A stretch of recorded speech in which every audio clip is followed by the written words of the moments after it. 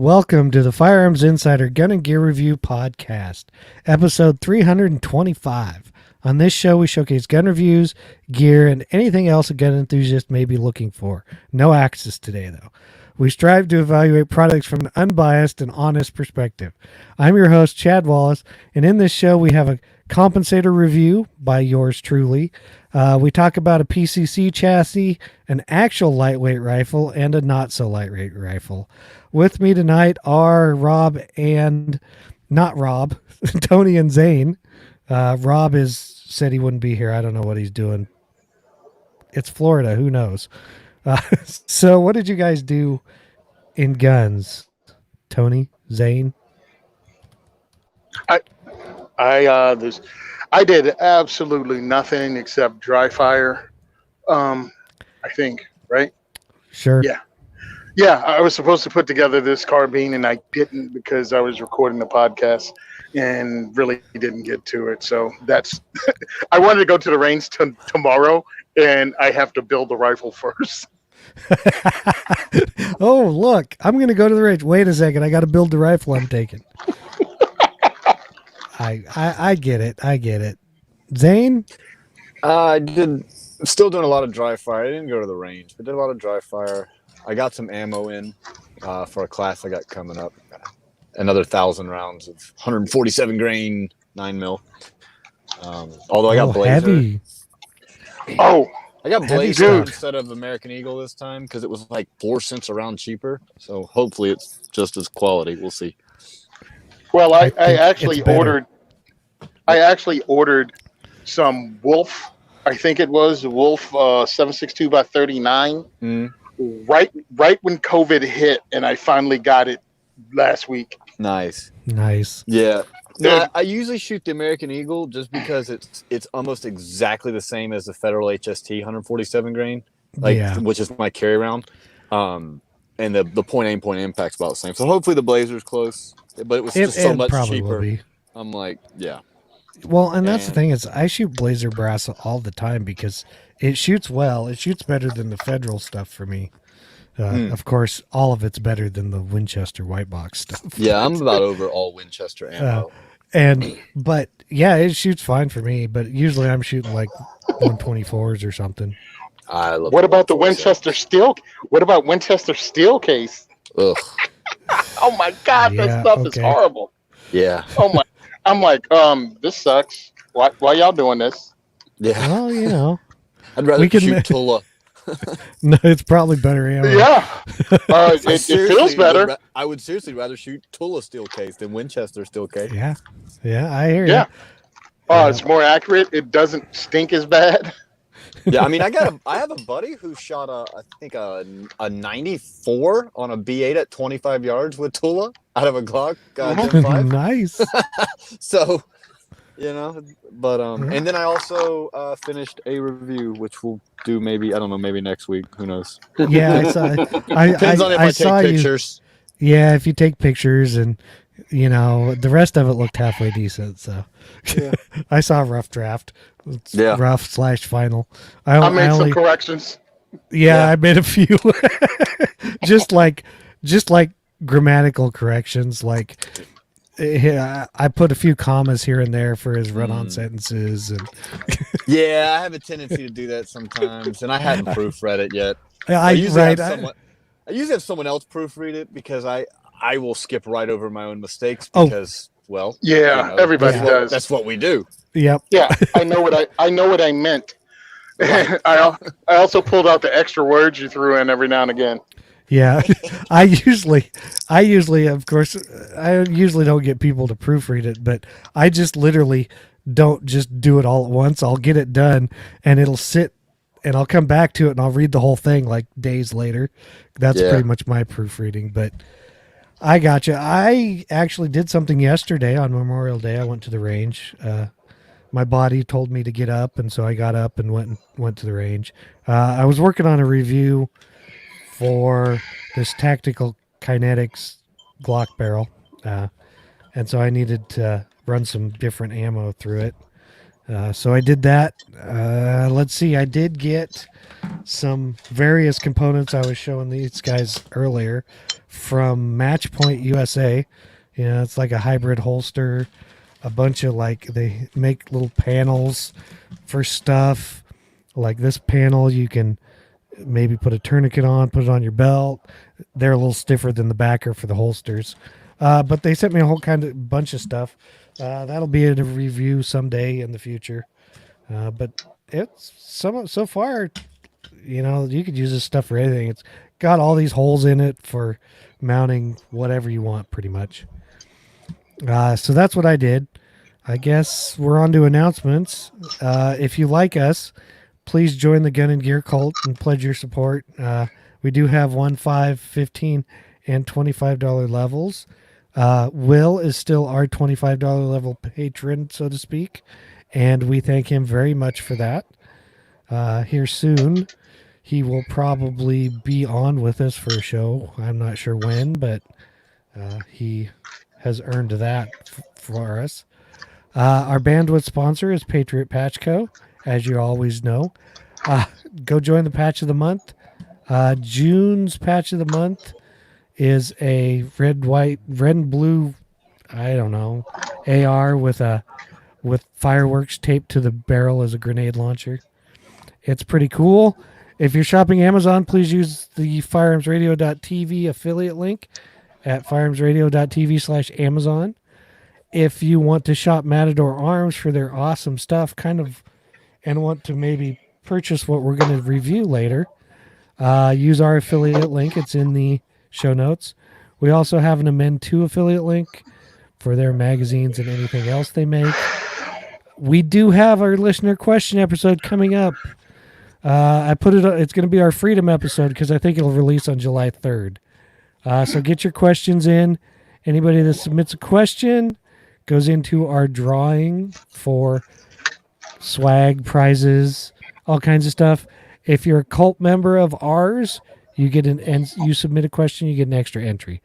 As of right now, we have 2 Faxon 9mm barrel bolt combos, a bunch of flip-flops and shamogs from Combat Flip-Flops. They're sitting behind me here, but let's see. Strike Industries, I haven't seen anything. But Odin Works gave us some t-shirts, and Matador Arms again gave us a $50 gift certificate and some other swag.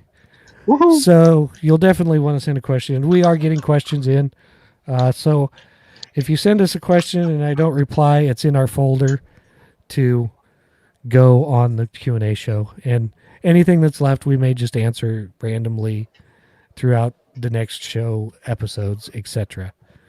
And since Rob is not here, I guess I'll have to read the disclaimer. The views and opinions expressed in this podcast are those of the individual co-hosts and do not reflect the official policy or position of the Firearms Radio Network and or their employers. This is not legal advice, nor should it be considered as such. Viewer discretion is advised. This is especially true on live shows. But since Rob's not here, we're probably safe. At least that's what I'm going to say. And so we're into the main topic. I actually have a review. Imagine that. It is for the Matador Arms Regulator muzzle brake. And I will get into this if I can figure out where I put it. Tony has one too, but, you know, see, I'm not showing a firearm. I am showing a muzzle brake. But, excuse my COVID Oh, he cough. got the coronavirus. Yep. But our friends up in Canada, Matador Arms, pretty much have been making firearm parts. I asked them since 2015. So they're not a super old company, but they've been around a little while. Tony had one of their SKS chassis. They've made like folding stock adapters, pistol grips. They make all kinds of accessories. So go check them out. You can see what's there. But this is on the Regulator.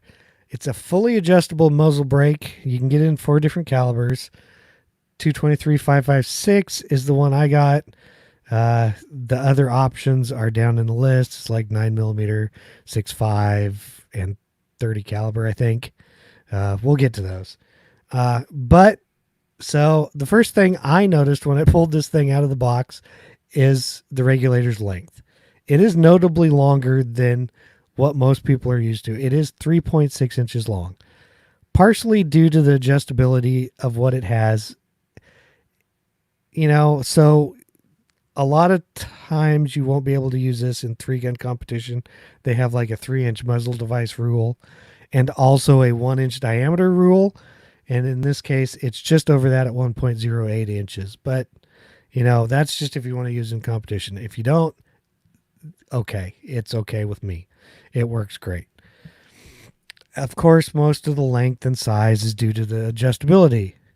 It is a 3-port compensator. So what's that mean? Well, you have 3 large ports on each side, somewhat facing rearward, kind of an angle. And then you have 3 holes in the top, which push the muzzle down upon firing, and the side ports help to pull the rifle actually forward to aid in felt recoil. Then we get into the adjustability. And this is where the regulator really shines. You can adjust the compensation from literally all the way off closed, like it doesn't have a compensator on it or anything, just a closed off standard barrel basically. And then roughly 60 adjustments later, you can get to full open, which is as much compensation as the regulator handles. So you turn the adjuster nut at the front of the regulator. You can probably hear it click. And, it goes from every 60 clicks. So if you're at an indoor range, you might want to close it off unless Tony's sitting next to you. That way you don't blast the shooters next to you. If Zane's next to you, you want it all the way open, of course, because, he needs some recoil in his life. However, I LOL'd. I was just yeah, I know. I know you Gotcha. were muted. That was funny. If you want the full compensation, of course, open up.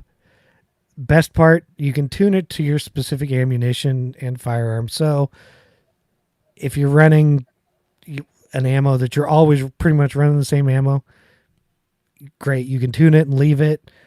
Or if you're running different ammos here or there, it's easy to adjust. You can start with the regulator fully closed or fully open. I usually start with it fully open because it's a lot easier because I want most of the recoil damping and muzzle damping. So that's what I did. In my particular case, I adjusted it 9 clicks from full open. I used it on a 16-inch AR carbine, so it really gave me 0 muzzle rise.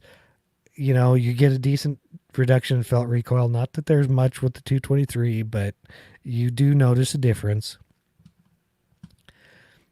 And like I mentioned before, if you close it all the way off, it's like shooting a barrel without a muzzle brake. There are pictures in the review of fully open, closed, in between. You get it. You kind of get the idea.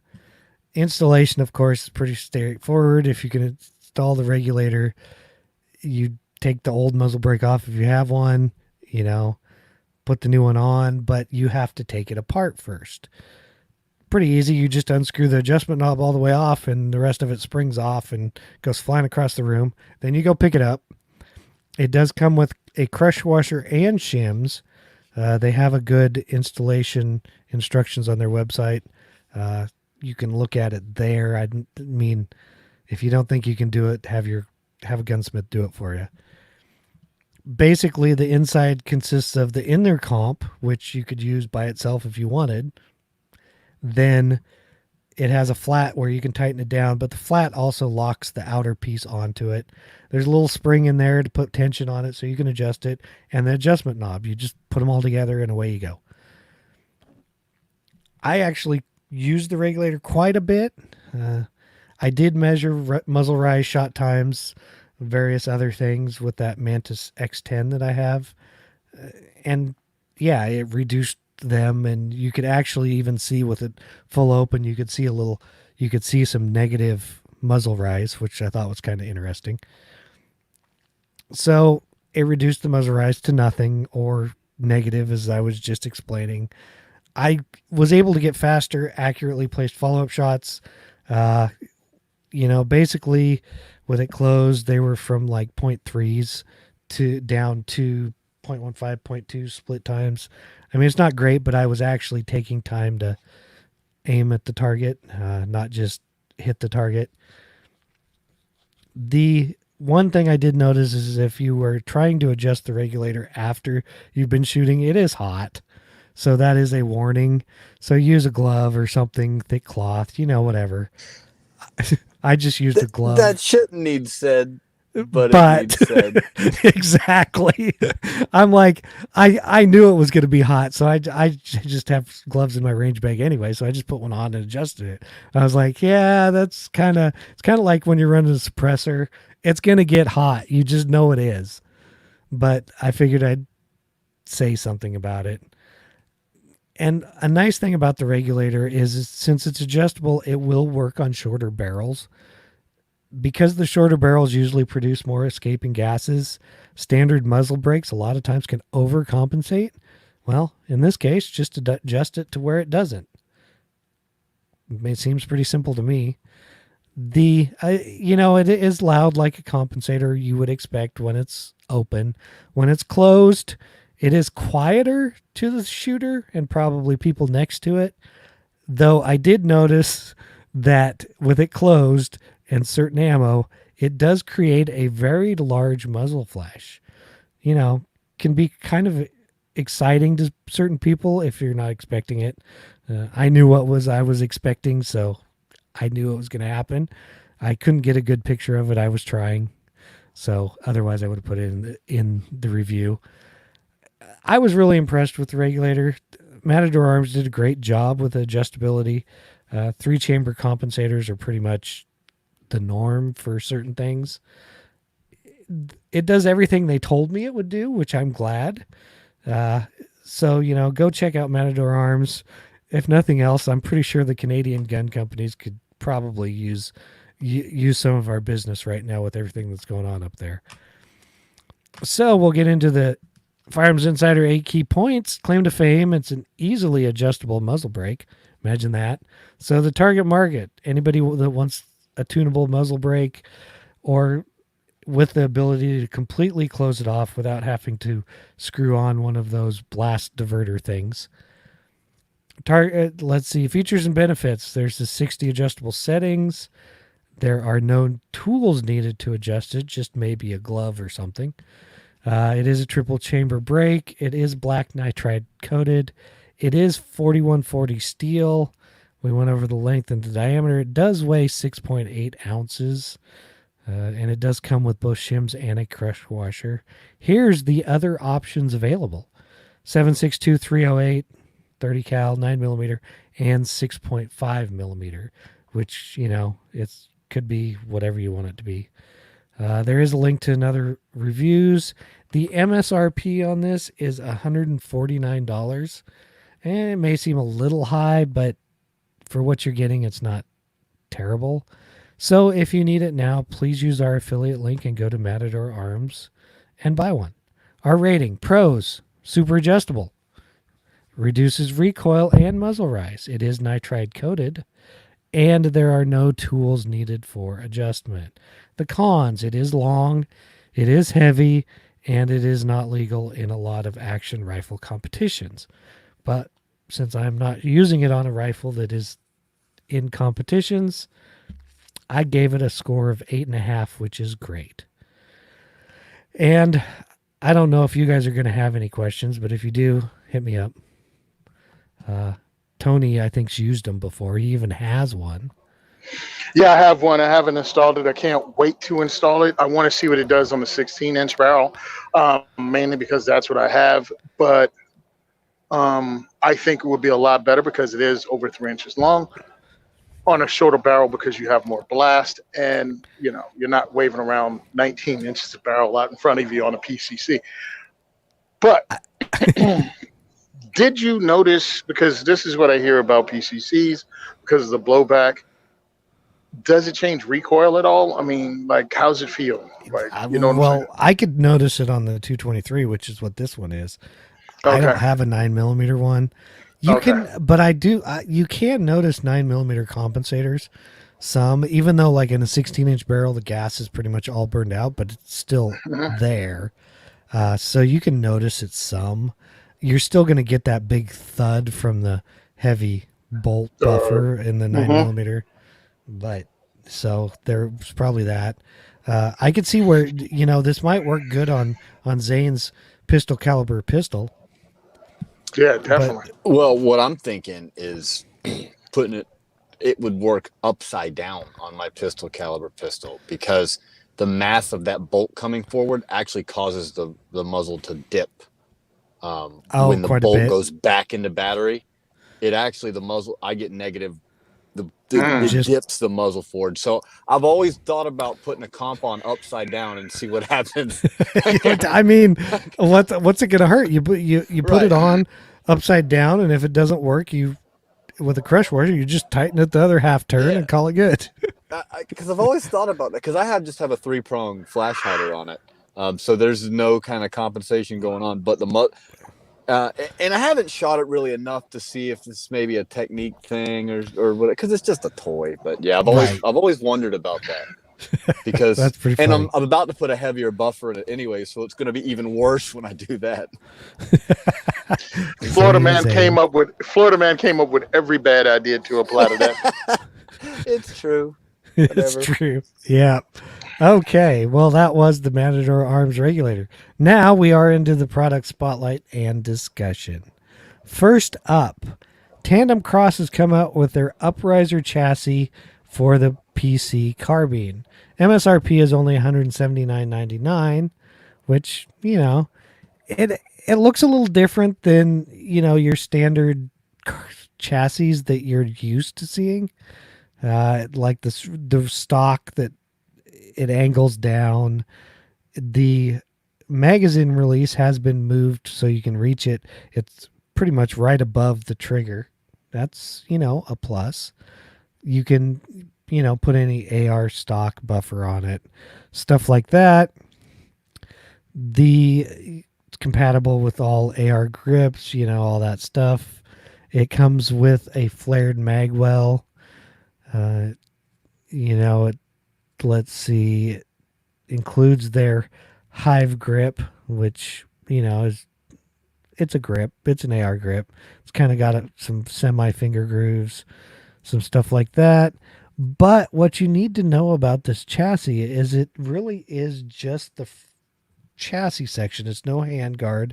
It's not like a full-length chassis like you would think.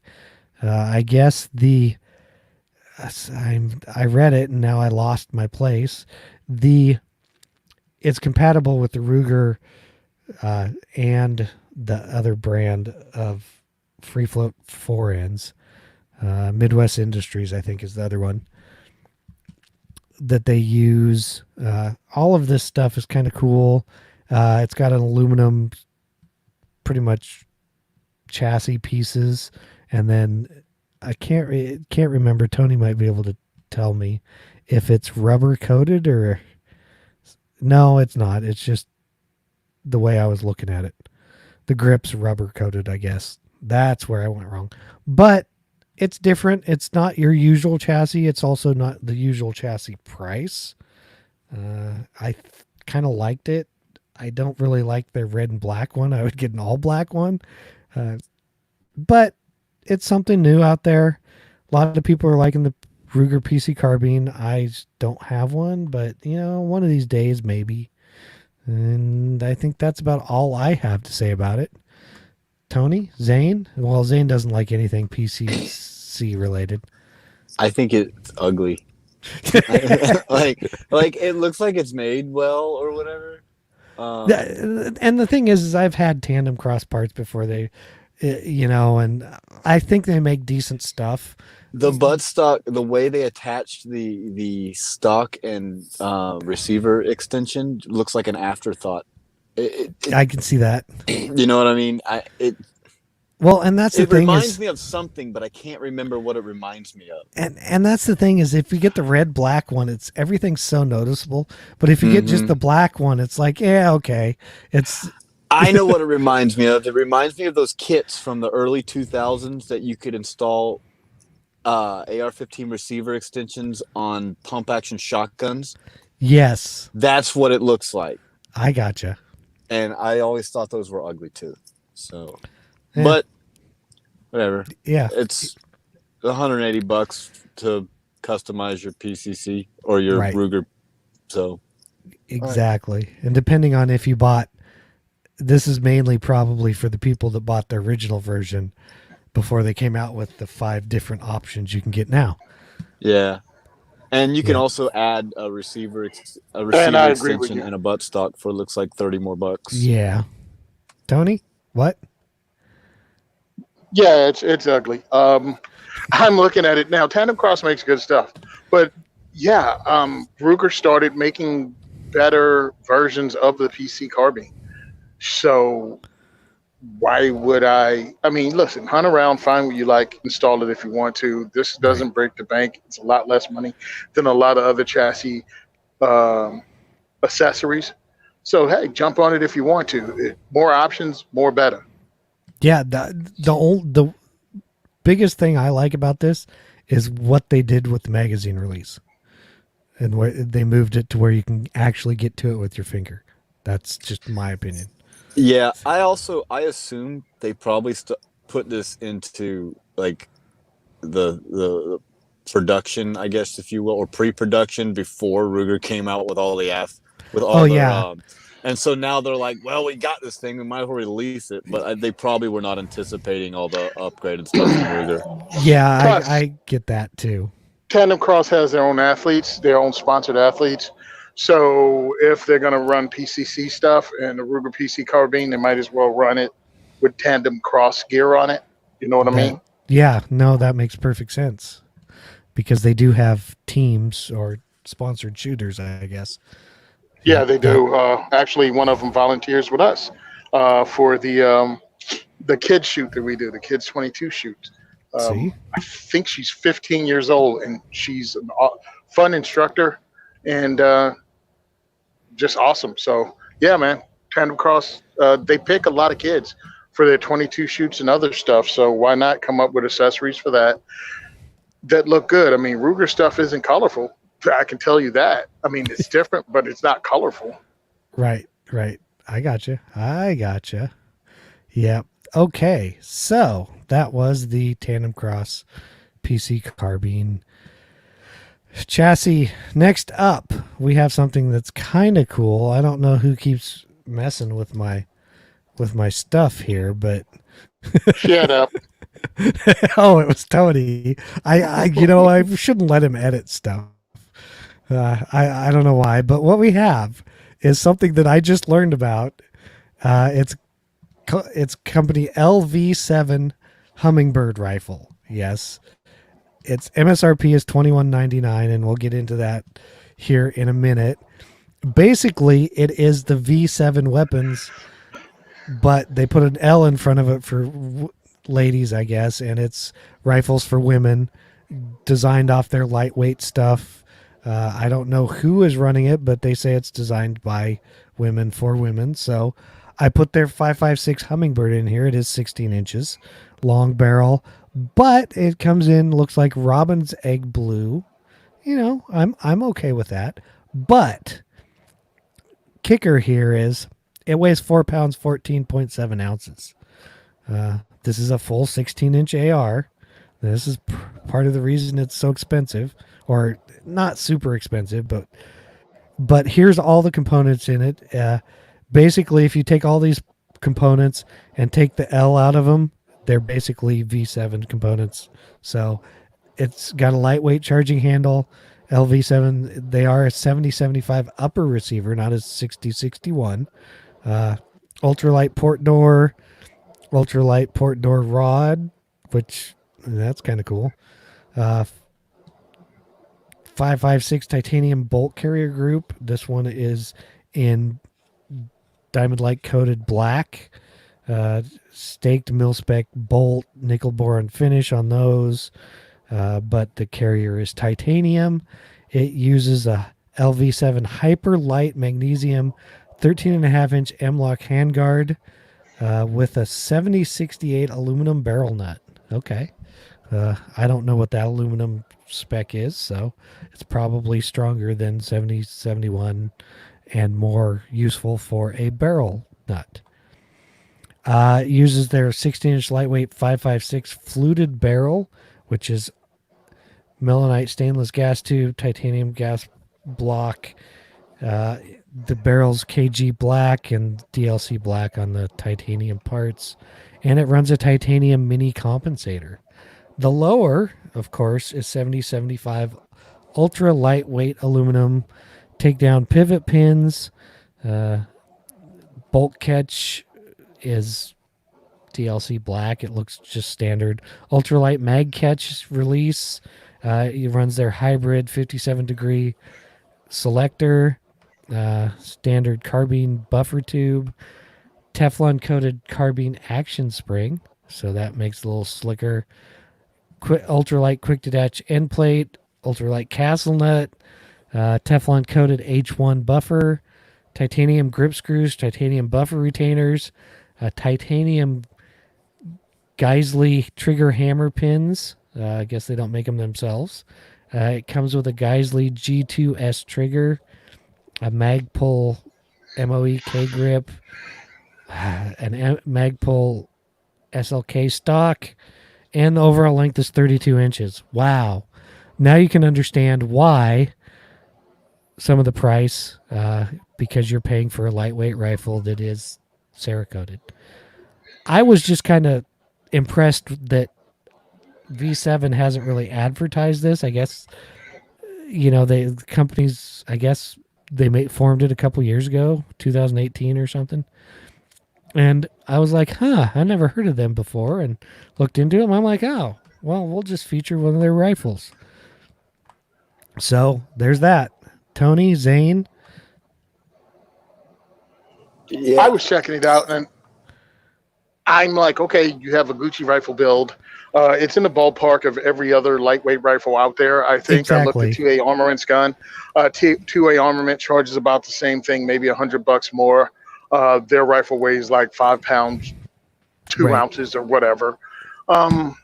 Good. Great. More competition, the better, but kind of sucks that more competition and it's still all in the same price range. The price hasn't gone down with more options, but they have their colors. I was checking it out because they have other versions. I didn't check out their weights and were they lightweight too? This was their lightest version. They have like a 300 blackout and some others that are, heavier or slightly heavier. They're all pretty light. They're just different configurations. I just put the lightest one.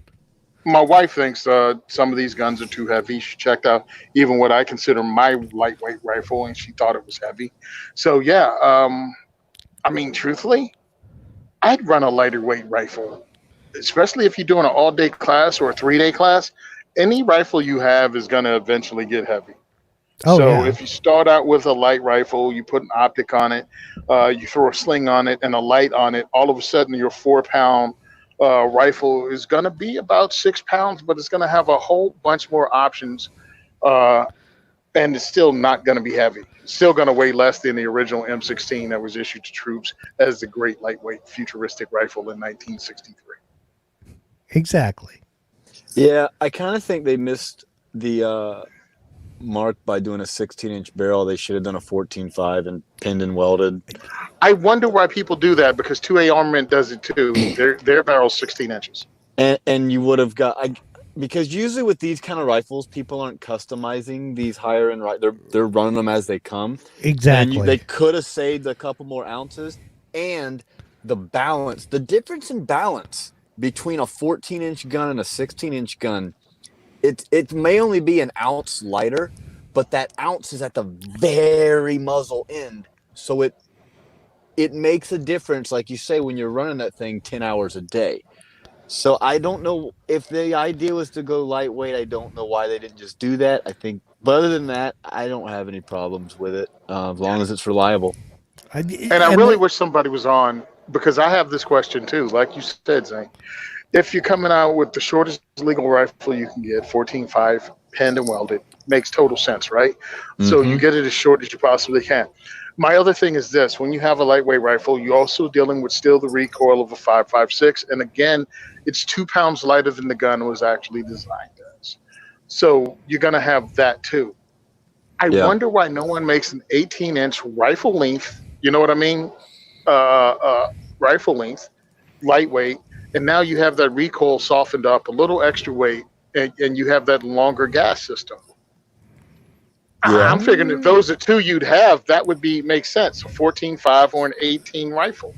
Yeah, and like you said, everything's a trade-off, right? When you get shorter and you run that carbine link system, it does put more recoil into the shoulder, but you're a little more maneuverable. The 18-inch with a rifle length gas system, those are sweet shooting guns. They really are.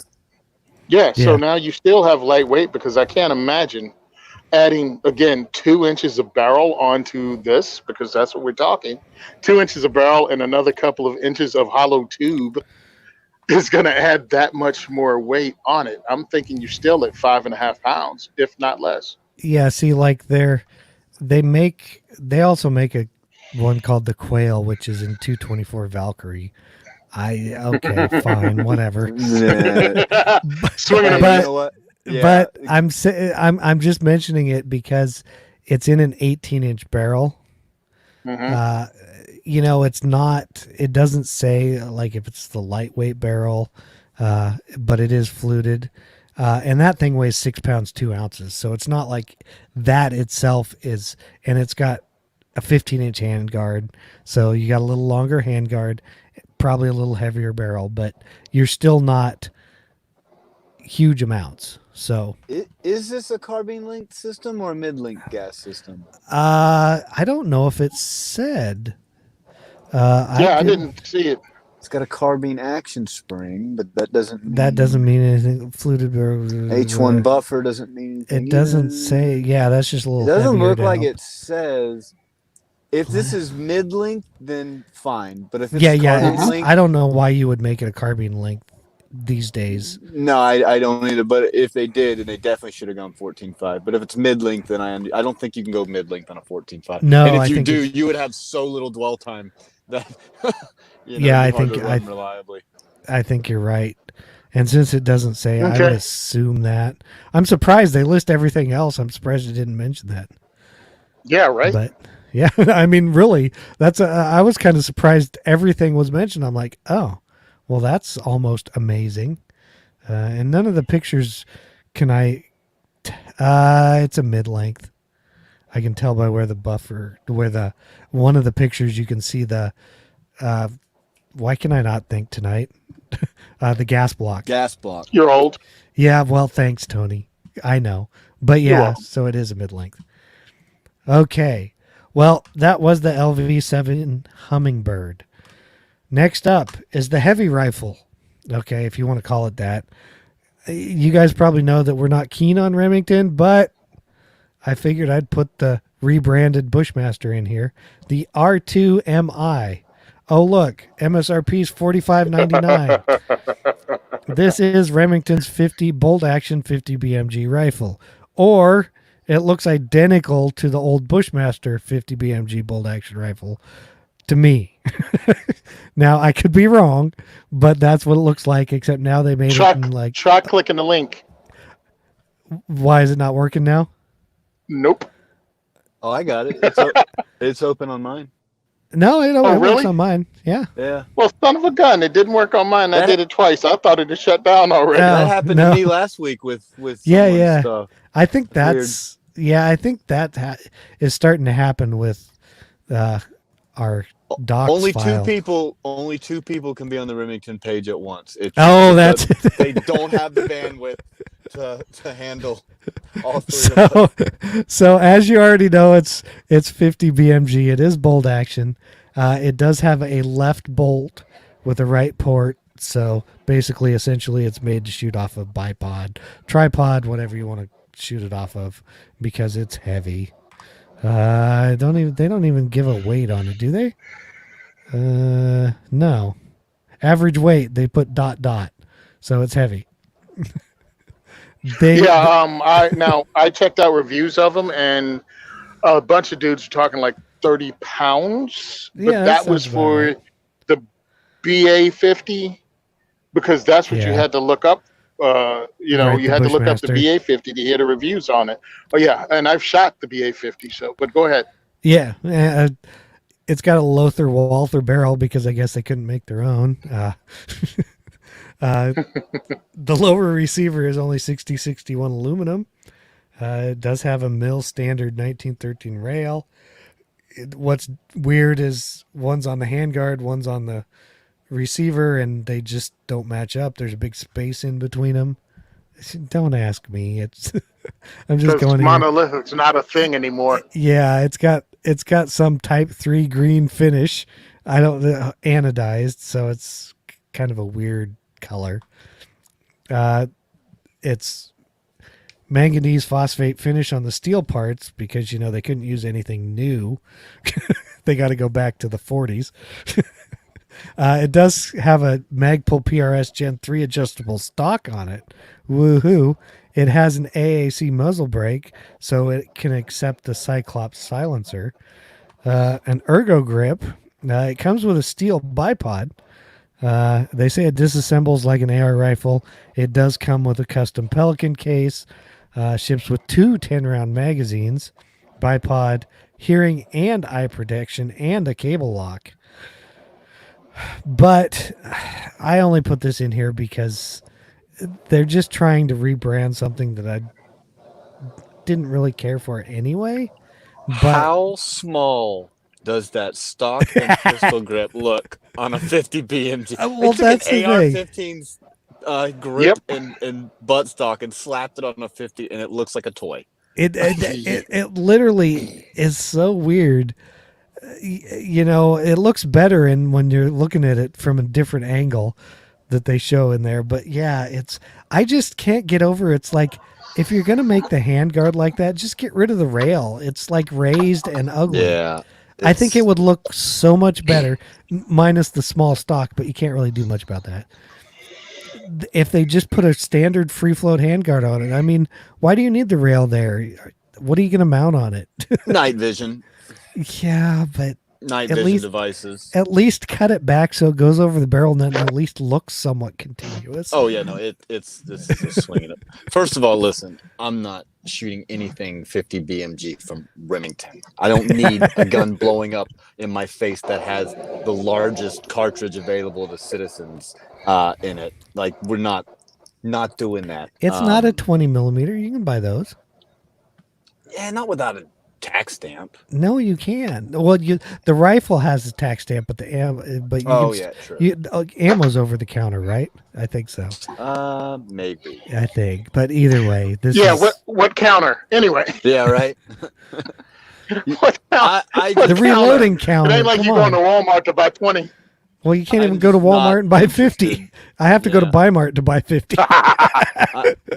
I'm definitely not interested in really anything from Remington right now, but especially a 50 BMG. I would like a 50 BMG one day. The only thing this has going for it is it's not a Remington. It's the Bushmaster, like Tony said. Well, and the only thing it's got going for it is the price, because you're going to pay twice that for a Barrett. So right. All right, here's the deal though. I've shot the BA50, fun gun to shoot. The guy loved it that had it, but understand, when you're talking to dudes that drop $4,000 on the gun, plus $5 a round on the ammo, they're gonna have fun with it anyway. This guy's at a 200-yard range, and we're shooting, and you're just making big boom and cracking plates, and that's good to go if that's what you're doing. So I look for reviews on the BA50 because it's a Bushmaster, and after Bushmaster moved to New York, Remington screwed the whole thing up. Their quality control fell off and all of that, so there are not a lot of reviews. So there were two reviews. One guy was like, it's the greatest thing since sliced bread. He took and stacked, and I love this, at 550 yards, he stacked 2 rounds on top of each other. I'm like, dude, there ain't even such thing as a 2-round group. Like, where's at least the other 3 minimum? Yeah. So I'm like, whatever. But it's the greatest thing since sliced bread. And he's like, it's sub MOA. I'm like, no, because there's no such thing as a 2 ounce group. And then the other guy, he was comparing his BA50, which this is a BA50, just labeled Yeah. Remington, to an Armorlight's, no, not Armorlight's 50 cal. Savage makes a 110 Oh yeah, that's right. in 50. And he was like, either it was a Savage or Armorlight, and he says, well, here's the picture of one of them. I think it was a Savage, yeah. And he was like, and underneath is the Pelican case with the BA50 going back because it wouldn't feed from the magazine, and it kept tearing itself apart every round. But when you Right. single feed it, he said, when you single feed it, is very accurate. Hey man, they don't have a good reputation. They messed that up all on their own. They moved Bushmaster from Maine to New York State, and they lost a lot of people, and they kind of messed up their reputation, and it's going to take years to gain that back. Oh yeah. But Well, here's and what just- happened. The Freedom Group in general just does that to everything they touch. Everything they touched, everything Freedom Group touches, they messed up. And they're the large conglomerate that bought Bushmaster, that bought Para Ordnance. And when they put out the Para Ordnance pistol under the Remington name, it was hot garbage. Oh yeah. Don't did- forget AAC. Yeah, and AAC they screwed up. But I'm just trying to think of the products that came out and did not work after they grabbed it through a big giant R. Oh, the on it. R50 or whatever pistol. The or- R51 didn't Yeah. work. 51. Yep. The RP9 didn't work. Yeah. They got rid of all the para ordnance stuff because, well, that stunk. And now they're messing around with 50 cal. I'm just saying, like Zane says, I'm not buying the biggest legal gun American gun owners can buy without a bunch of paperwork and trusting it not to blow up in my ear because it says Remington and they can blame themselves for it. Yep. Now I just want you to know that, you know, I can buy a Bushmaster BA50 for $3,500. How much is that Savage? I looked up. They don't make it anymore, I guess. Oh man. Yeah, I didn't see it on. I looked on their website. That's why I was searching. I like And- a Savage 110. That's a good rifle. I have one for years. Yeah, but yeah, I looked in Sportsman's Warehouse, which is kind of like a small Cabela's. I don't know if they have them where you guys are at, but they have one here, and you can order stuff online and ship to store for free. And it's the BA50s, $34.99.99. There you go. Yeah. So, but either way, that was the Remington R2 MI. So 2 mile, I guess, is what they're wanting to try to say. Yay. We may have had listener feedback, but it was kind of included with questions. So I just threw it in our question and answer folder. It's not the rounds file. It's a different file. So, so we have that. And now we can try to get to Tony, and he's going to tell us the same thing he always tells us. He's going to give stuff away. He doesn't know when the diversity shoots are coming back. Let's see. Did I leave anything All right. out? Yes, you did. Yes, you did, you savage. Anyway, yes, New Jersey opened their ranges up this weekend, Memorial Day weekend, but only the outdoor ranges. So I have no idea when we're going to get back to normal and get indoor stuff going. Hopefully I can slide by and speak to my range and find out when we can get Minuteman challenges going again out of Fort Dix. When I know, you'll know. The other thing that's going on is, yes, sign up as a $20 member on my Patreon, and one of you guys are going to be getting a Palmetto State rifle kit, carbine kit, and I'm here for the Boogaloo lower receiver from Double Star. Also, what's going on is this. Friend of mine, Corinne Mosier, her husband, a police officer, was killed in line of duty, stopping a hit and run driver. And they're raising money for her and her daughter.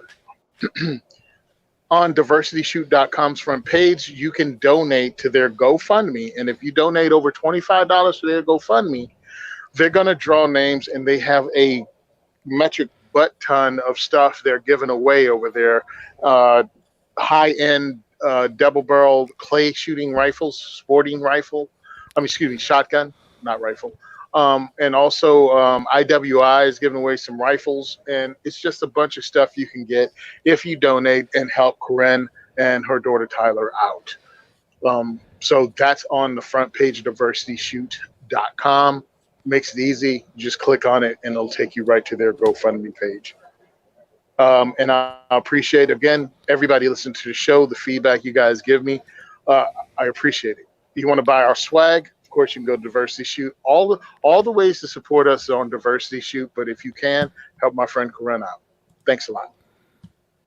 Awesome.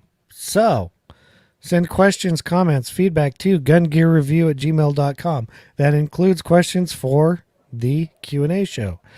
Go pledge your support at gunandgearcult.com. Don't forget to subscribe and leave us an iTunes review. Check out all the other great shows on the Firearms Radio Network at firearmsradio.tv. Don't forget to visit the Firearms Insider, where you can find reviews, links to our affiliates, etc., etc. Also linked to the Gun and Gear Cult site. You got it. So check us out on Facebook and Instagram at Firearms Insider. And of course, as always, thank you for listening to the largest pound for pound podcast on the network. And we are out. Nice.